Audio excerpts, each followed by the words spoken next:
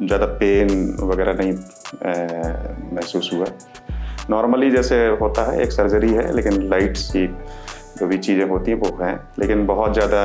और after 5-6 days बाद normal routine में आ गया था। कोई ऐसा कहीं कोई समस्या नहीं थी। जॉब भी चाहता था मैं ज्वाइन कर लेता, लेकिन मैंने 10 डेज़ की छुट्टी ली हुई थी, तो 10 डेज़ की छुट्टी के हिसाब से मैंने सारी चीज़ कर ली। और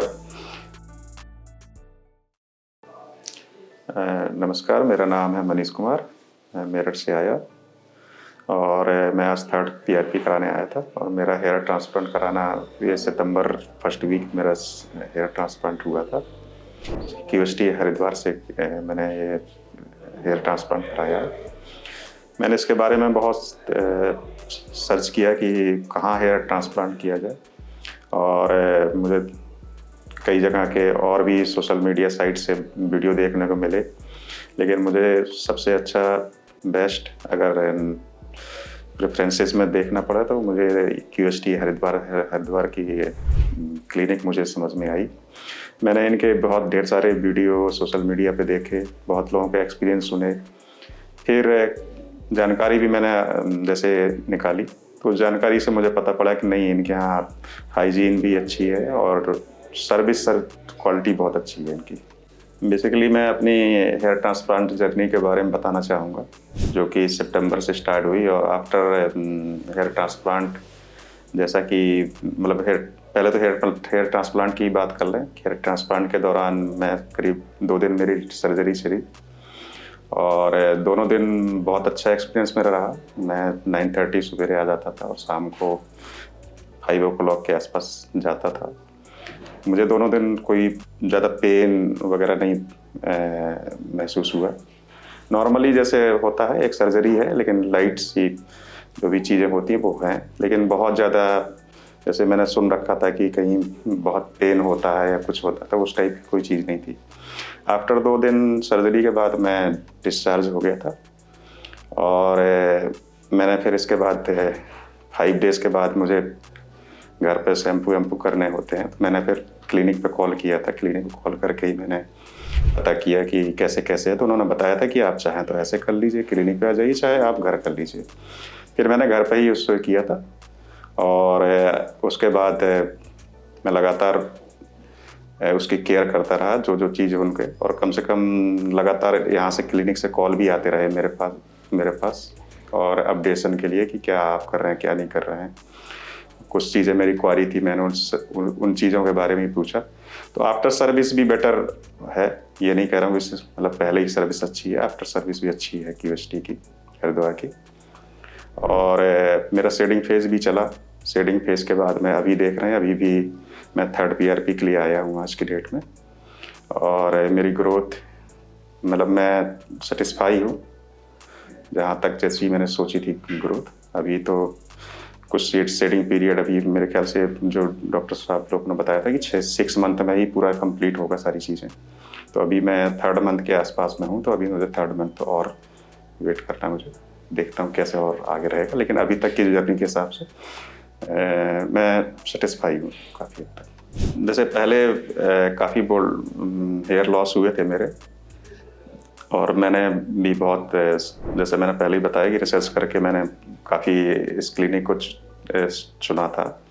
मैं आया और मेरा एक्सपीरियंस भी अच्छा रहा। और जॉब में चूँकि मैं मेरठ में कर रहा हूँ जॉब, तो मैंने करीब 10 डेज़ की मैंने छुट्टी ली थी।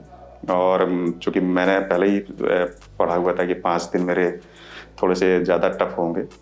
टफ का इन द सेंस में केयर करना पड़ेगा उनको, और मैंने उनको केयर किया था काफ़ी हद तक। और आफ्टर 5-6 डेज़ बाद नॉर्मल रूटीन में आ गया था। कोई ऐसा कहीं कोई समस्या नहीं थी। जॉब भी चाहता था मैं ज्वाइन कर लेता, लेकिन मैंने 10 डेज़ की छुट्टी ली हुई थी, तो 10 डेज़ की छुट्टी के हिसाब से मैंने सारी चीज़ कर ली, और बड़ा अच्छा फील कर रहा हूँ, पॉजिटिव फील कर रहा हूँ। क्योंकि अब जो भी मिलता है तो पूछता है कि सर अच्छे लग रहे हैं, यंग लग रहे हैं आप थोड़े से। और जैसा कि आज मैं 3rd PRP के लिए आया हूँ, तो जहाँ तक PRP का सवाल है, तो मेरी 2 PRP ऑलरेडी हो चुकी हैं। और उन दोनों PRP में मैं पहले भी सोचता था कि शायद थोड़ा सा पेन होता होगा, लेकिन मैं क्लिनिक पर जैसे ही रीच पहुँचता हूँ, और वैसे ही मैं एक अपॉइंटमेंट पहले से लेके आता हूँ, तो चूँकि उस अपॉइंटमेंट के हिसाब से जब मैं दिखाता हूँ तो तुरंत अपॉइंटमेंट मिल जाता है। फिर एक सिंपल सा, जैसा हम लोग क्लिनिक लैब पे कोई हम ब्लड टेस्टिंग के लिए देते हैं, वैसे ही हमने ब्लड टेस्ट यहाँ पर भी सिंपल से एक ब्लड लिया जाता है। इसमें तो कोई बहुत ज़्यादा पेन नहीं होता है। और इसके बाद आफ्टर थोड़ी देर बाद ही PRP जहाँ होती है वहाँ पर बुला लिया जाता है। और बहुत ही मतलब मैं ऐसा कहूँगा कि जैसे कि चींटी काटने के बराबर का एक इंजेक्शन पेन सा होता है, उसे आप मतलब जस्ट इग्नोर कर सकते हैं, कोई ऐसी चीज़ नहीं है। लेकिन वो PRP करने के बाद में आफ्टर 2 दिन के लिए थोड़ी सी चीज़ें बताई जाती हैं कि कोई लोशन नहीं लगाना है आपको या कुछ नहीं करना है। शायद मैं 2 दिन या 24 घंटे के लिए शायद मेरे ख्याल से कहा जाता है, 24 घंटे के लिए कहा जाता है कि वो कोई लोशन नहीं लगाना है और कुछ नहीं करना है।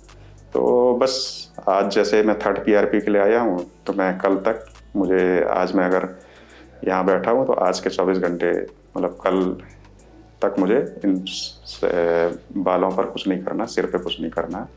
तो मोस्ट PRP भी पेनलेस टेक्निक है, कोई वैसा नहीं है, और इससे ग्रोथों पे काफ़ी इफेक्ट पड़ता है। और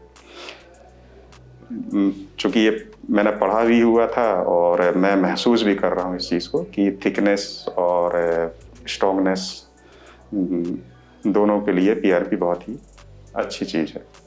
ये मैंने अब तक की जर्नी आपको बताई थी कि कैसे मैं सितंबर से लेके अभी तक मैं 2 PRP हेयर ट्रांसप्लांट के बाद 2 PRP और 3rd PRP के लिए आया हूँ।